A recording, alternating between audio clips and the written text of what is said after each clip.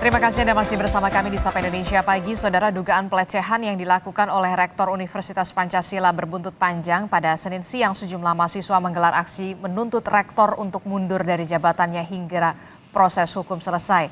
Sejumlah mahasiswa Universitas Pancasila menggelar aksi setelah rektornya dilaporkan ke Polda Metro Jaya terkait dengan dugaan pelecehan terhadap pegawai. Dengan memasang spanduk, mahasiswa menggelar aksi di halaman kampusnya sebagai bentuk penolakan pelecehan yang terjadi di dunia pendidikan. Dalam aksinya, mahasiswa menuntut agar rektor segera mundur dari jabatannya hingga proses hukum selesai. Selaku perwakilan dari Senat Mahasiswa Fakultas Hukum Universitas Pancasila, kami memberikan pernyataan sikap atas prosedural hukum yang sudah berjalan, yaitu pada tahap pemeriksaan kami menyatakan sikap. 1.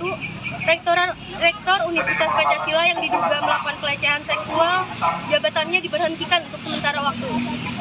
2. Melakukan klarifikasi atas dugaan tindakan pelecehan seksual, baik terbukti maupun tidak terbukti. Dan yang ketiga, yaitu mengangkat PLT, pelaksana harian tugas, rektor sehubung dengan rektor yang masih dalam tahap pemeriksaan di kepolisian.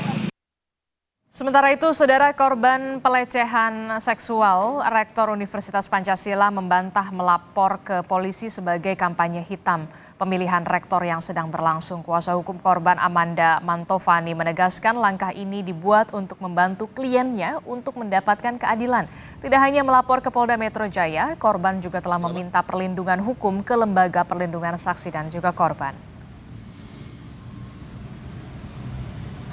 Itu karena diketahui oleh suami korban, sehingga suami korban dan keluarga itu mendorong agar korban memberikan, sebenarnya korban ini mengikuti prosedur sih menurut saya. Korban ini membuat surat dulu kepada pihak yayasan, tetapi dari pihak yayasan itu tidak ada respon sama sekali, sehingga pihak keluarga korban meminta korban untuk melaporkan kejadian ini ke Polda Metro Jaya. Kalau dibilang ada politisasi kampus, itu saya malah nggak tahu kalau ada pemilihan rektor. Korban sendiri juga tidak tahu menahu, itu kan bukan urusan kami juga. Kemarin, saudara, Polda Metro Jaya menjadwalkan pemeriksaan terhadap rektor perguruan tinggi swasta yang diduga melakukan pelecehan seksual. Pemeriksaan untuk mengklarifikasi laporan yang dibuat korban pada Januari yang lalu. Korban merupakan karyawan di perguruan tinggi tersebut dan dugaan pelecehan ini diduga terjadi pada tahun lalu. Dalam laporannya, korban menyatakan usai dilecehkan, ia mengadu pada atasannya, namun malah mendapatkan surat mutasi dan juga demosi. Selain R, pegawai honorer berinisial DB juga telah membuat laporan yang sama atas dugaan pelecehan yang dilakukan oleh rektor tersebut. Lalu bagaimana sebenarnya duduk perkara terkait dengan dugaan kasus pelecehan seksual yang diduga dilakukan oleh salah satu rektor dari universitas di swasta di kawasan Jakarta Selatan? Kita tanyakan langsung kepada kuasa hukum korban yakni Amanda Mantovani. Selamat pagi, Mbak Amanda. Baik, sepertinya audionya masih di-mute, Mbak Manda. Ya, selamat pagi, Mbak. Iya, Mbak Manda, jadi kita ingin lebih jelas lagi sebenarnya jadi klien Anda ini ada berapa orang yang diduga menjadi korban dari pelecehan seksual ini? Awalnya klien saya ada satu, Mbak. Lalu setelah beberapa waktu ada satu lagi itu menghubungi saya terkait pelecehan yang sama dilakukan oleh orang yang sama. Jadi sekarang ini saya ada 2 korban yang memang saya sebagai kuasa hukum. Oke, jadi ada 2 korban yang kemudian melaporkan ke Polda Metro Jaya terkait dengan dugaan pelecehan seksual ya? Sebenarnya kalau yang pertama itu dia melapor di Polda, tapi yang satunya melapor di Mabes Polri, Mbak. Oh, oke. Nah, Mbak Manda, bisa diceritakan sebenarnya awal mula dari kasus ini bisa terungkap seperti apa, namun tidak perlu secara detail dan juga spesifik karena ini agak sensitif sekali soal pelecehan seksual. Iya, sebenarnya kejadiannya hampir sama, dua korban itu dengan cara yang sama dipanggil ke ruangan rektor. gitu.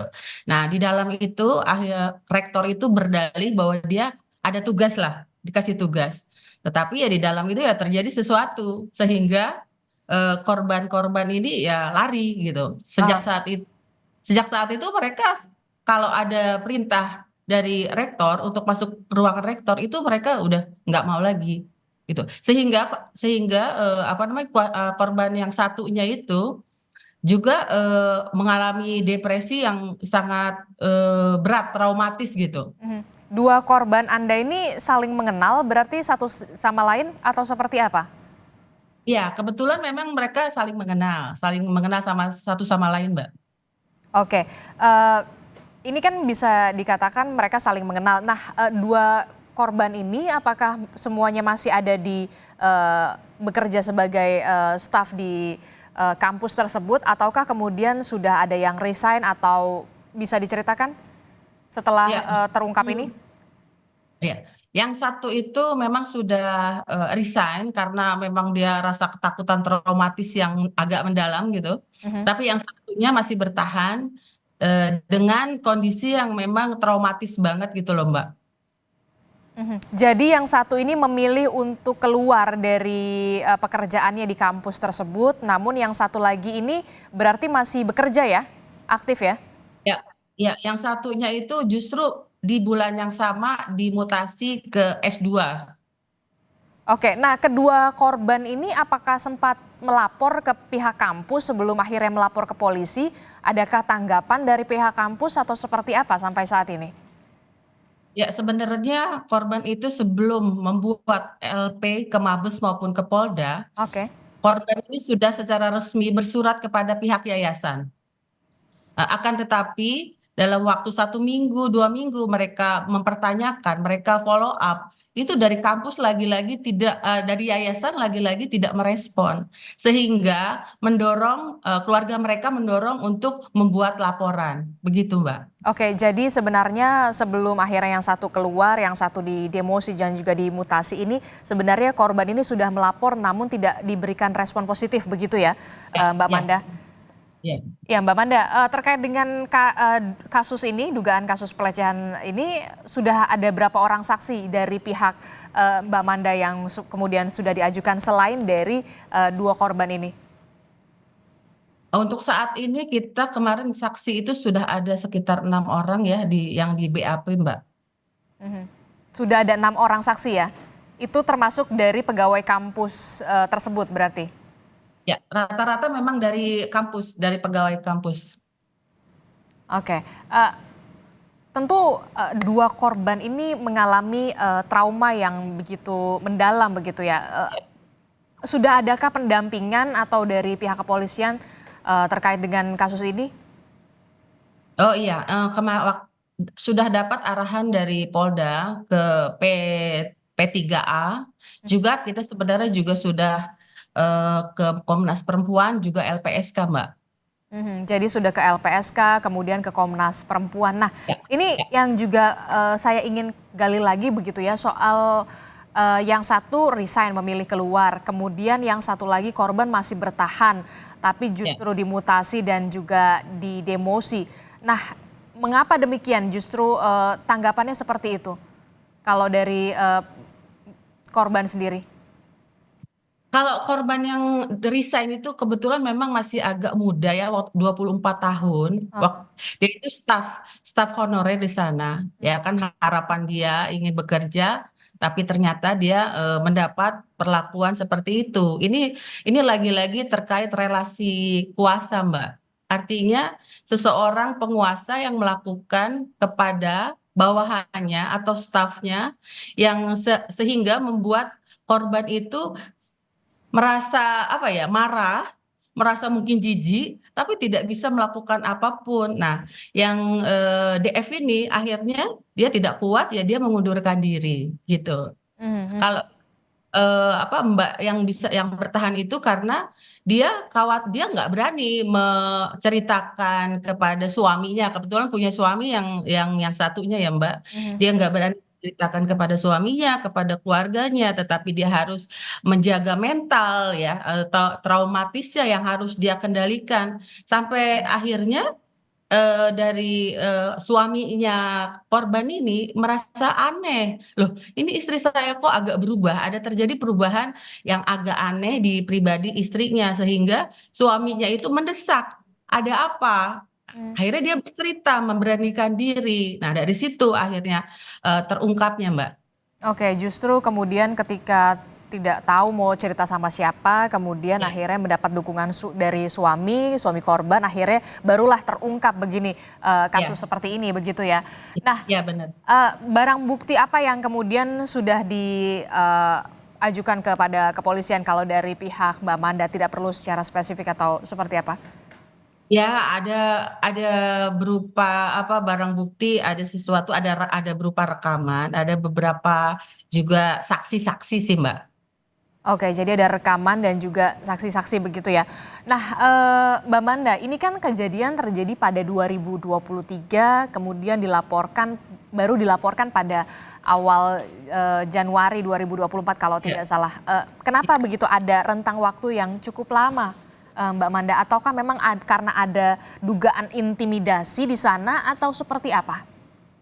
Yang tadi saya bilang, Mbak, bahwa yang namanya korban pelecehan Mhm, itu tentunya dia harus mengendalikan diri dia itu dari traumatisnya. mhm, Dari dia mengalami traumatis, mengalami syok, mengalami rasa dia bilang korban itu bilang sama saya jijik Mbak, saya pengen muntah gitu setiap ingat kejadian itu saya pengen muntah gitu. Saya tapi saya nggak bisa ngomong, kalaupun saya mau melaporkan harus kemana? Apakah saya didukung? Sedangkan yang melakukan itu seorang penguasa. Saya bilang ya tadi Mbak, relasi kuasa itu sangat sangat sulit itu apa namanya dihadapi oleh staf seperti korban ini gitu. mhm, mhm, mhm. Dan satu lagi kan korban masih bekerja aktif di kampus tersebut. Ya, Ada cerita dari salah satu korban yang masih aktif ini, ada intimidasi kah ada. atau semacamnya? Ada. Jadi dari rektor sendiri itu sudah selalu bilang, saya tidak mau melihat ini orang. Pokoknya setiap ada acara kampus ini orang nggak boleh hadir. Orang ini tidak boleh ini dan tidak boleh itu. Itu yang membuat korban semakin terpuruk, semakin takut seperti itu. Ya, alhamdulillah ada dukungan dari suami dan keluarga yang membuat dia jadi oh baik, saya harus apa namanya melaporkan seperti itu. Oke, baik. Berarti masih ada dari pengakuan dari Mbak Madam, berarti dari pengakuan korban begitu masih ada intimidasi paling tidak Ya, begitu ya? ya, ya. Oke, ini kalau kita melihat ya, Mbak Manda, eh, apa ya, bisa dikatakan ini masih berada aktif begitu ya. Nah, meminta perlindungan dari LPSK, perkembangannya sampai saat ini seperti apa dan respon dari LPSK sendiri? Ya, alhamdulillah Mbak, dari LPSK ini sangat mensupport. Malah dari Polda itu juga memberikan apa rekomendasi kepada apa P3A itu perlindungan anak juga. Mhm, Jadi alhamdulillah sampai dengan saat ini Komnas Perempuan, LPSK, P3A itu juga support seperti itu Mbak. mhm. Ada kabar yang kemudian kurang mengenakan begitu ya untuk saya juga mendengar eh, ini merupakan salah satu upaya kampanye hitam karena ada pemilihan rektor. Bagaimana respon Anda sebagai kuasa hukum? Adakah kaitannya dengan kasus ini?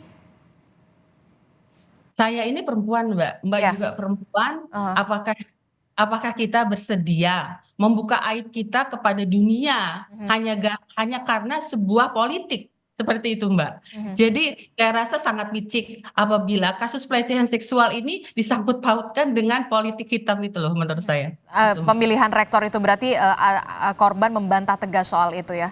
Ya, ya. Oke, tentu saja turut prihatin dengan apa yang terjadi terhadap klien Anda. Kami berharap kemudian polisi memberikan atensi yang begitu besar karena bisa dikatakan kalau ini benar-benar terjadi tentu saja mencoreng dunia pendidikan begitu ya, dan jangan sampai Ya, ada kasus-kasus serupa lagi apalagi di baik. dunia pendidikan, Mbak Manda. Ya, betul.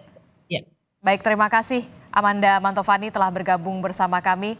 Selamat pagi, sehat-sehat selalu Mbak Manda.